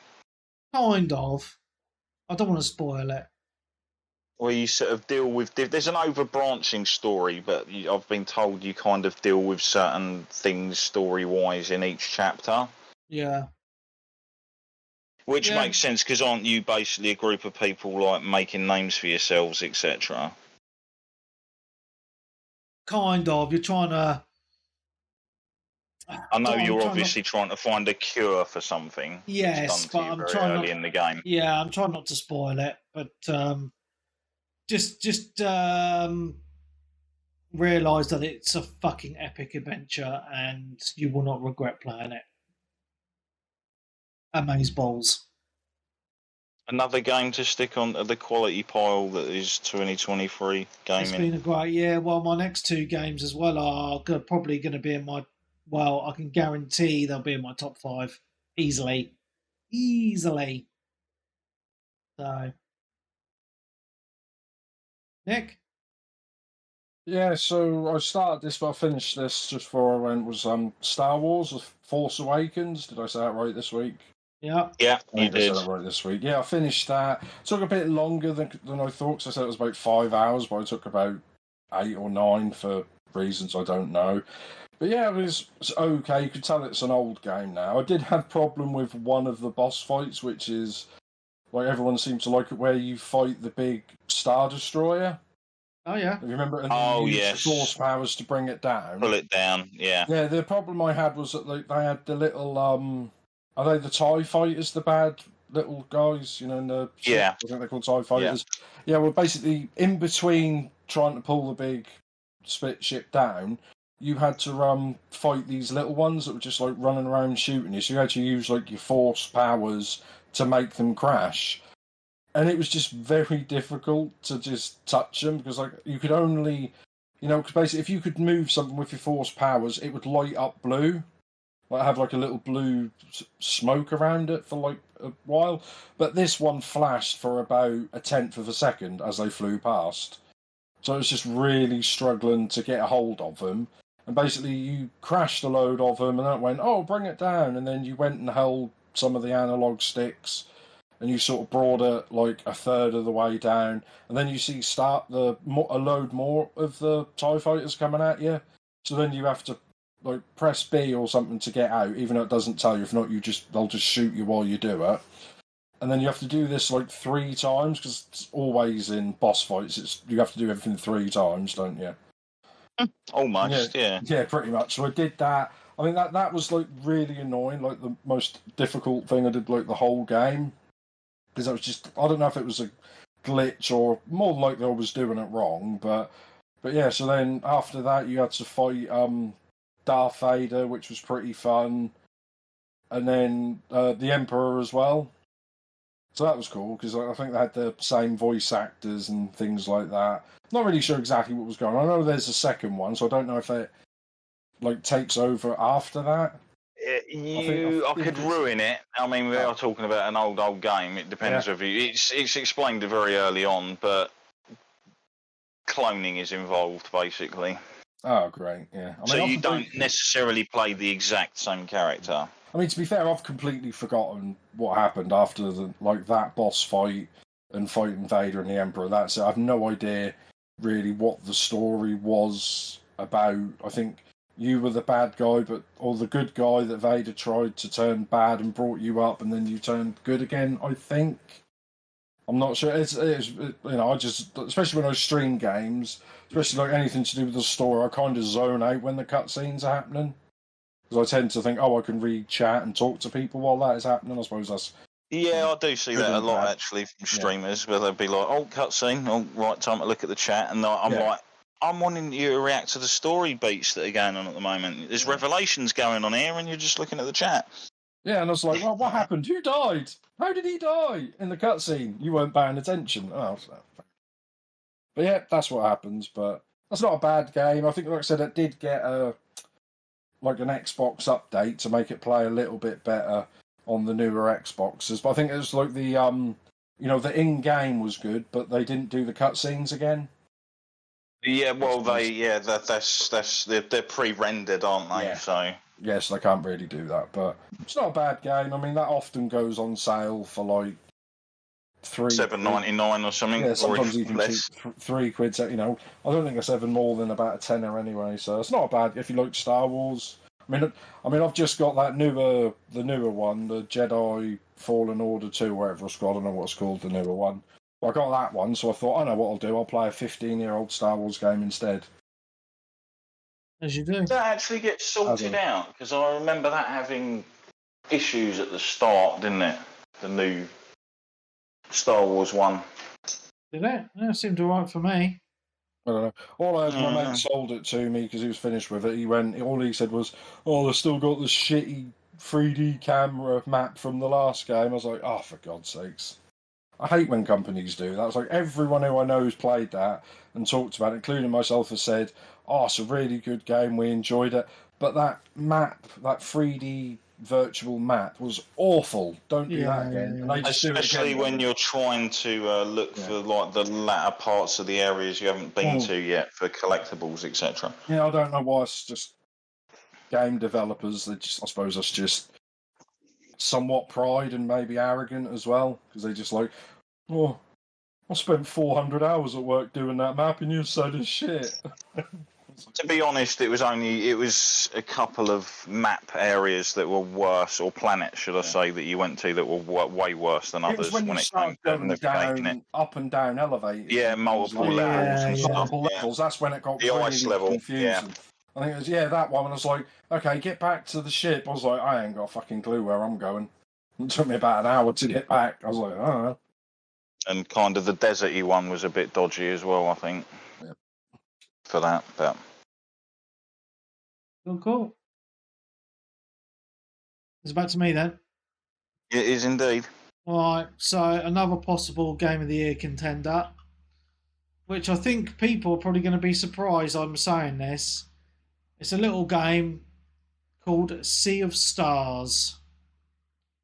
Right, how is this? Because when I actually saw the box or the cover art for the game, it looked nothing from what I expected the actual game to look like. No, it's amazing. It's so fucking good.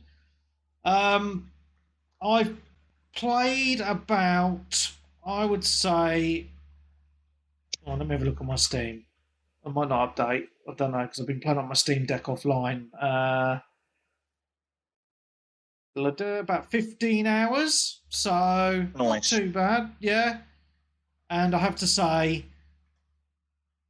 fucking amazing. Like, so, old school kind of 16-bit art style. But it kind of reminds me, and I think it's taken a lot of inspiration from games like Chrono Trigger.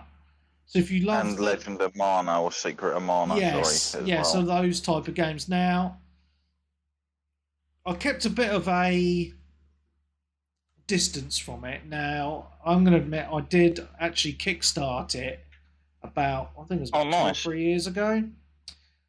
Yeah, and then, obviously, they announced it's on Game Pass and PlayStation Plus as well.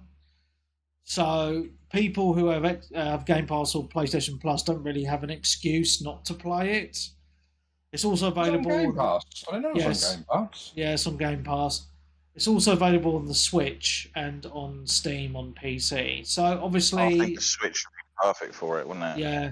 So obviously, since I kickstarted it, I asked for a Steam code, and I've pretty much been playing it 99% of the time on the Steam Deck. And it's a perfect handheld RPG, to be honest. Absolutely perfect. I wasn't really expecting a lot from it because, I love my old school RPGs, and I know like the developers were saying, we're massive fans of all these old school JRPGs and we want to make something that's, similar, blah, blah, blah. Is it a new studio? Yeah, it's a new studio. It's called Sabotage Studios. I don't think they've made anything else as far as I didn't know if it was an ex-developer from some other company, because sometimes they do that, don't they? They start up their own little... I might be, I'm not sure. I'm not going to say yes or no because I've not actually looked into that. And to be honest, I'm not really that bothered because the game is fucking amazing. And I think I went into it right because I went into it not really expecting anything, and wow, it's completely sucked me in.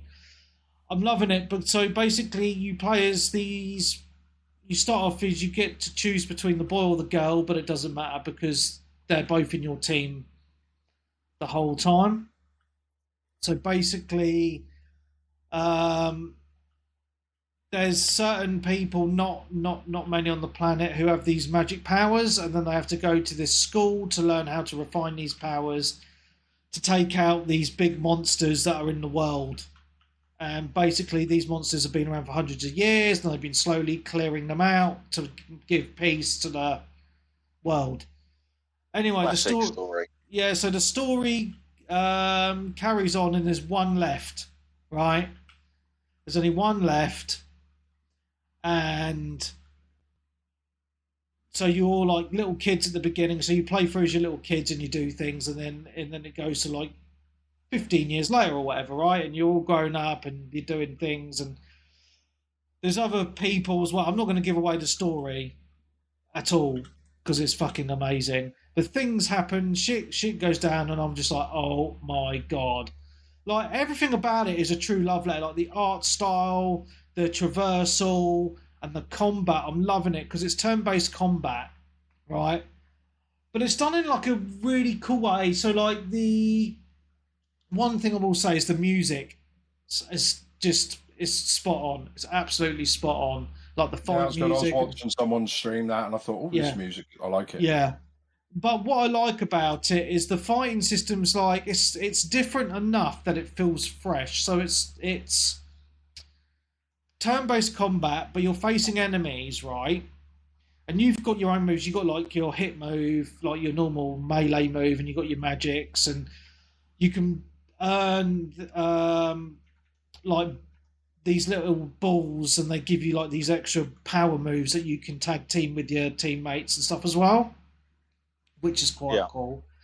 But the enemies have like a number next to their, like on top of the name, and that's how many goes you've got until they have a go, if that makes sense. And then when they're going to do... some of them stand along the top of the screen, don't they? And they move along as the turns go. Yeah, so it's on top of the actual enemies, right? But also, like, if the enemy's going to do a powerful move, we'll have load of little boxes next to that number. And those boxes will be like pictures of moves that your team can do. So if you do certain moves on these enemies that are in the boxes, you knock the boxes away, and it brings down the percentage meter. And that percentage meter is how hard the enemy's going to hit you. I think that's a really cool little mechanic that forces you to do different types of moves as well and experiment a little bit. So you do meet and recruit a colourful cast of characters into your team. So you've got like a ninja, pirate, like this fat kid with a frying pan, and he makes you really nice meals, which really come in handy. They buff your team and help your team and stuff like that. So it's got like a... Queen of Final Fantasy 9. Yeah, so it's got like a really good comedic value to it. But it's also quite serious at the same time. It's just a fun game, and it's like, so basically you go to different areas on the world. You've got like your dungeons, but you know, like in Zelda, where when you hit a dungeon and it has puzzles, right? It's like that, but it's like, so I've had a couple of dungeons so far where I've gained extra kind of moves, if that makes sense, like certain items to do things in the dungeons to get you to certain places. You know, like in Zelda, where you get like a bracelet so you can lift heavy boulders. I'm not saying that that's in Sea of Stars, because I've not actually got that yet, but there's similar. You get similar things, right, in the dungeons in Sea of Stars that gives you different powers to solve different puzzles and things. So I'm absolutely loving it, and I'm really shocked at how much I am loving it, because, you know, I've played a lot of really good games this year. This year has been outstanding, in my opinion, but this is top 3 material so far. It is that good. I'm absolutely loving it. I mean, yeah, Game Pass is a perfect way to play it in PlayStation Plus, but I think that added magic that, you know, I've got the Steam Deck, I can chill out on the sofa and just enjoy it in a comfortable kind of position. It speaks volumes more to me as well. So, yeah, it's just what the doctor ordered, really. A really good old school RPG with an amazing story, really good combat, really good, you know, as I say, story, music. I can't think of anything negative, mate. It's just so good. So, any questions on Sea Stars before my voice gives in? Not particularly, no. Check it out, guys. I think you'll like it. Ooh. I know you're tapped out, Darren. Anything else from you, Nick? No, I think I've just played Jet Set Radio because I fancy to go on that because there's a new game come out which kind of copies Bomb Rush Cyberpunk, and that I thought, that looks good. It must be the people who used to play, who worked on it back in the day, and because Sega won't, bring it out, they're gonna make their own version. But no, that's nothing to do with them. Yeah. There's nothing to do with them. They just copied it. So I'm like, I don't know if I'm all right with that. Yeah. I mean, it's literally a carbon copy of the game. Yeah. Like art style, it's got different characters and all that kind of stuff in it. Look exactly like the old characters and do the same sort of dances and everything. So it's a bit like, but no, that is what it is. But yeah, I like the old Jet Set Radio. And then I went on YouTube and listened to the soundtrack of the old music, which is fun. Cool, man. But yeah, that's me done. All right. Well, I'm going to get into the big game then. That only came out, I think, today. Officially, but I paid for the early access. I've been playing it for a week. I didn't know that was that, so I tried to play it on Saturday. Oh dear. So it came out Friday. We're now recording Wednesday, and I've played it for over 20 hours now. And it is fucking good. However, it does have some negatives. So I would like to get the negatives out of the way before we gush over it, if that's okay. Sure. So, right, one thing I will advise people is it's a bit of a slow burn at the beginning, in my personal opinion. I spent a bit too much time, once I got to the first main city, just doing side missions, and you get a hell of a lot, which is kind of typical for a Bethesda game anyway. But I was getting a bit bored. I was like, is this it? Blah, blah, blah. So I was like, right, I'm going to fucking just forget about all the side bollocks and do the main story stuff. And once you start doing more of the main story stuff, it gets really good. Like, I'm hooked on it now, and I'm not going to say why, but think of Skyrim and the shouts a little bit. Lols. Oh yeah, I've heard of that. It's not really even spoilery, when you think about it in the main context. It's just some people might be like, I was surprised by that, but it's so there's that, and right, I'm going to say this now, right? The whole ship portion of the game, flying around space and all that stuff, I still think it doesn't need to be in the game at all. And my disappointment, and the reason why this is because I was under the impression that this was going to be a little bit like a No Man's Sky type space game where you fly from planet to planet and land yourself and all that stuff. Yeah. No, you fucking don't. It is absolutely pointless. You literally have to menu everything. So if you walk to your ship on your planet, you press a button to go into space. You just watch a cutscene and then you're in space, right? And then it's like, right, I need to press start, go to the galaxy map, and click to fast travel to the next planet. So you might as well not even go into space. So all I do now in the game is, right, the next mission, I have to go to the moon. I'll press start, go to the menu, where my mission is, because it tells you in the mission where to go, and I'll just click fast travel. And it literally just fast travels you there. Don't need the fucking ship stuff at all. And that is a massive disappointment for me. I mean, the only time you really need the ship stuff is there is main story things that happen where you're in space and you have to fight some space pirates, or there's one main mission area in space where you have to dock at this specific space station. For everything else, you just fast travel. And that's a little bit disappointing because it makes the game feel smaller than what it actually is. Because I was trying to explain this in party chat to Colin the other day. I was saying to him, I felt more of a sense of exploration and that awe, that wonder when I was playing Skyrim. Because when I'm playing Skyrim, you've got this whole massive world and you can just, wherever you can see, you can go. You just fucking go and walk there and you find things along the way, like people to help or dungeons to go in or caves or anything can happen, right? On this, you've got to fucking fast travel everywhere because you go to a planet and say there's like an area. Well, there's like a little like town though. Like on one of the missions, there's like a Fallout type town. And outside of that town, it's literally just a desert wasteland. The rest of the planet's a desert wasteland.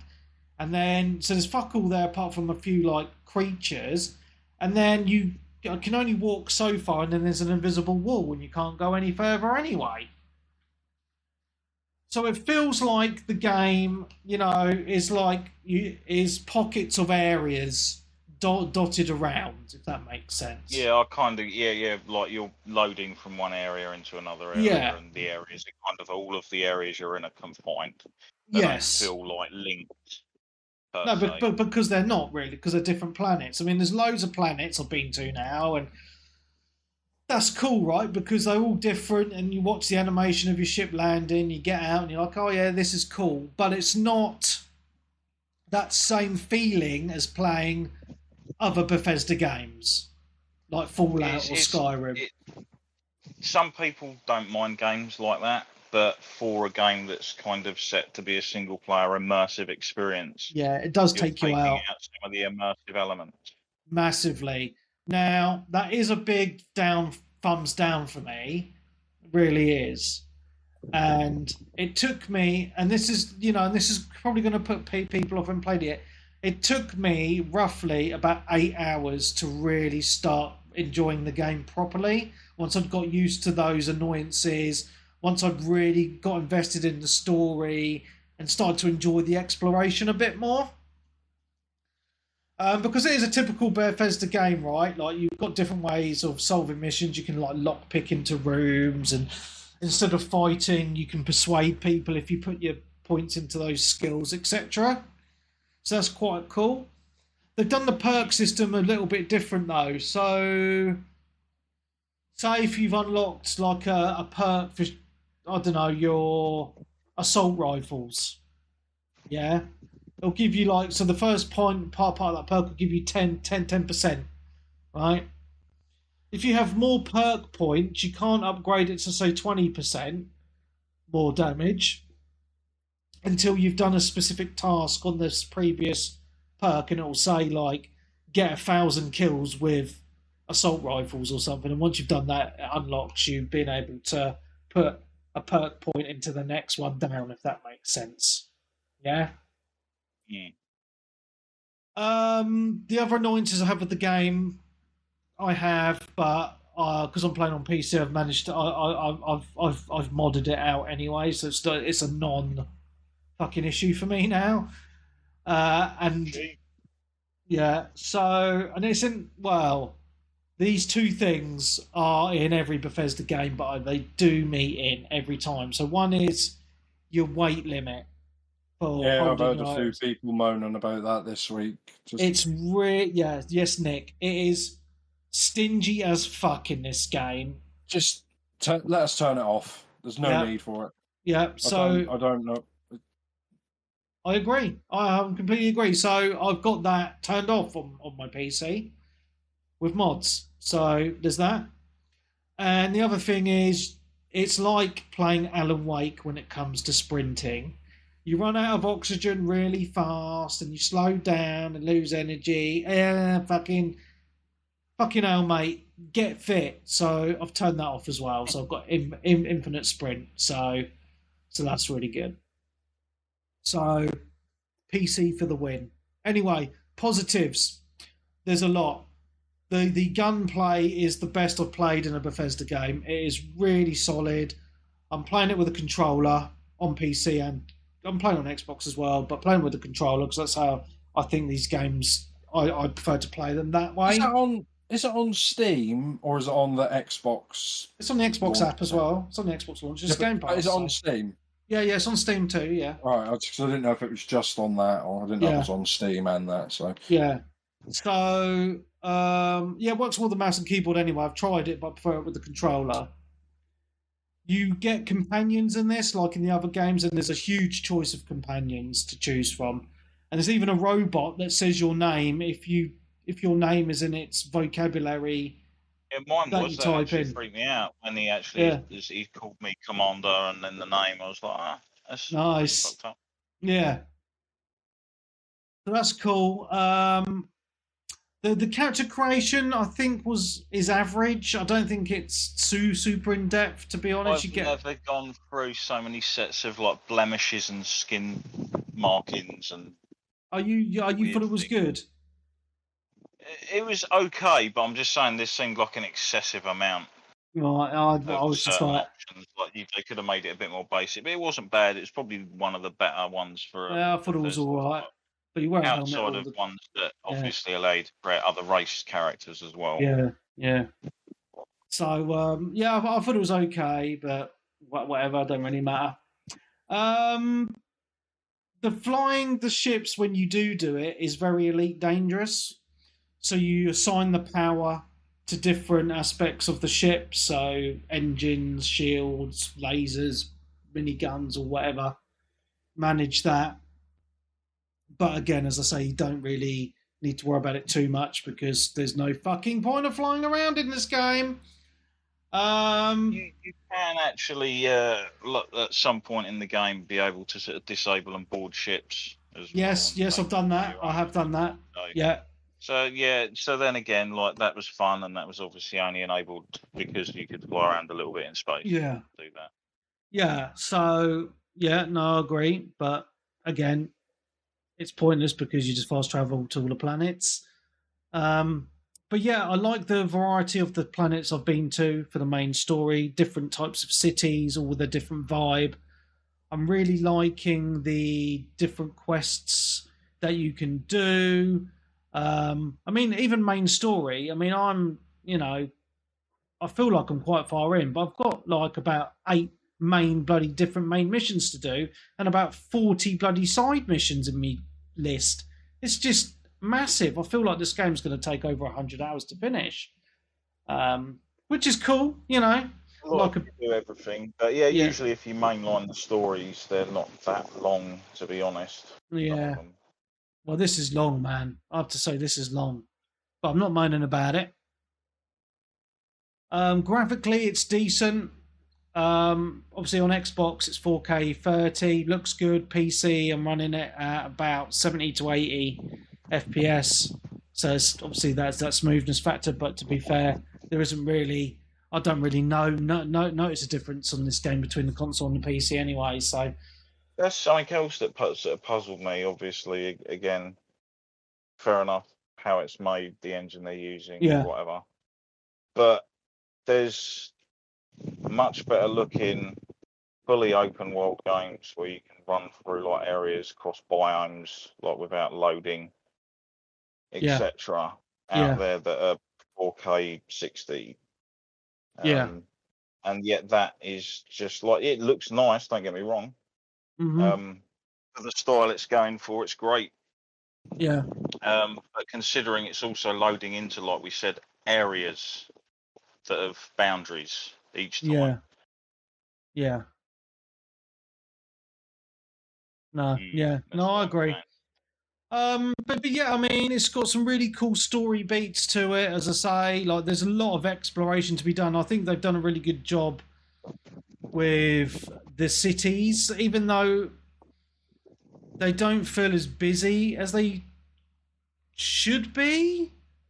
If that makes sense. Like sometimes I go into some of these cities and they feel you wouldn't know what it'd be like, but yeah. But maybe things like in theory, what could actually affect something like that is your idea of what that might be. In my opinion, it's something like Cyberpunk. Yeah. Because the city's in that, because it's supposed to be a highly populated city, sort of almost overcrowded. I think you kind of like some of that is there in your mind, expecting it to be like that level, but it might not be in certain areas. Yeah.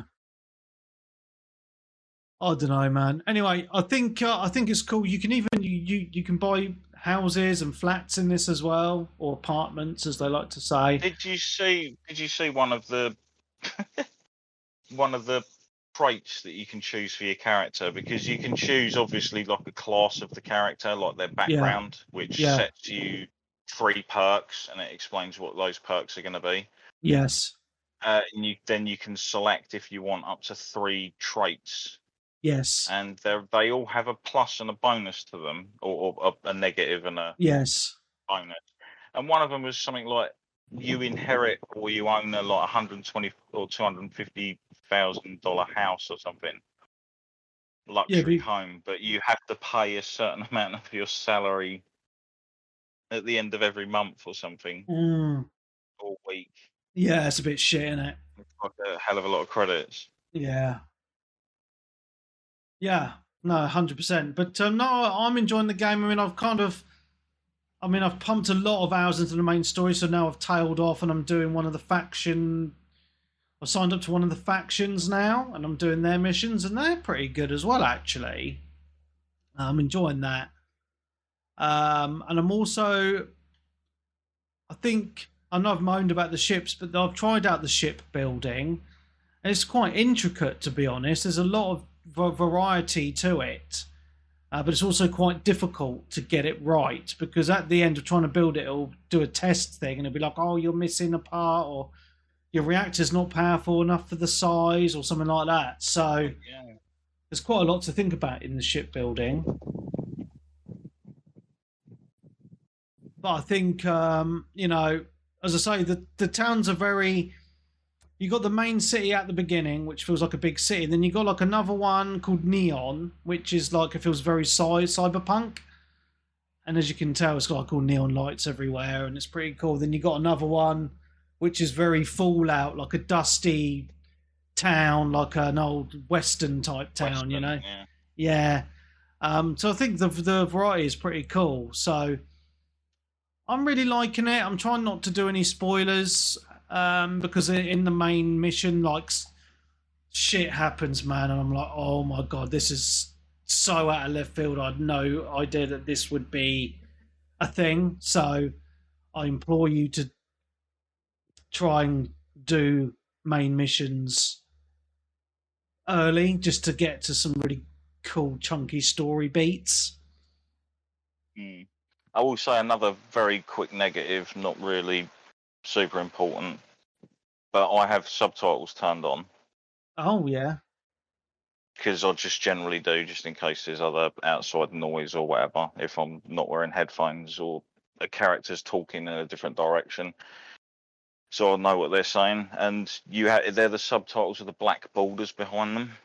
Oh yeah, and I don't like that, and there's no way of actually like increasing like the translucence of the borders just to get rid of them. So I'm just like, that's a bit shitty. Slight annoyance, but that'll probably get sorted out in a quality of life update. They're going to happen. Yeah, man. I think it's a good game. I really do, and so I know I've talked about a lot of negatives and moans, but I still think it's a really good game, very enjoyable. It's something completely different for Bethesda to do as well, and it's really cool to have a space game that's decent. Even though as I mentioned, the flying seems a bit pointless, but it's a Bethesda game, right? You can pick up anything you want, drop it wherever, come back 20 years later. And most of the things you pick up are going to have a purpose of some sort. Yeah, and it has that. It just has it, the way you talk to people and stuff like that. It's Bethesda. I think it's a really good game. I really do. And I think it's a really big win for Game Pass, because they've been needing that kind of big title, because Game Pass has been a little bit dry this year, and they've had Sea of Stars and Starfield now, and I think those are real big wins for Game Pass. And then we've got Forza coming soon as well, and Lies of P. But I think Starfield's good. Couple of weeks, right? Yeah, I've seen some middling reviews for it, and to be fair, people were slagging off IGN for their 7 out of 10 review, but all the things that the reviewer was pointing out that are the negatives are all the things that I've mentioned on this podcast. So, at the end of the day, a review is someone's opinion, and just because someone's opinion doesn't align with your own doesn't mean you should fucking whinge about it. The only reason they're whinging about it is so many people nowadays give a shit about like Metacritic and whatever it's the top rated game of whatever. Look, that's fine. Yeah. But those games, does it really matter? Mm-hmm. Like, I get that they're upset because it knocks down the overall Metacritic score and we have to prove so. It's just like, no, is it a good game? Do you enjoy it? That's it. Job done. Yeah. No, there's right, plenty of games out there with Metacritic scores in their 70s that I fucking love. Yes. So. Yeah, man. I think, I think with a lot of reviews, take them with a pinch of salt and form your own opinion at the end of the day. I think Starfield's good. I really do. But you just need to put, as I said, my warning is put a little bit of time into it. If you're not enjoying it at first, because it's one of those grower games, unfortunately. Yeah. Well, that's the whole point of it. It's a space exploration. It's an exploration game. You're going to start off low, and then you're like, "Oh, cool. Where now can I go? What can I do? Yeah. What can I find, etc." Definitely. So, everyone I've spoken to in the community, a bar, a couple, everyone's really enjoying it. Even Colin's on it. Starfield has brought Colin off of COD. I'm amazed.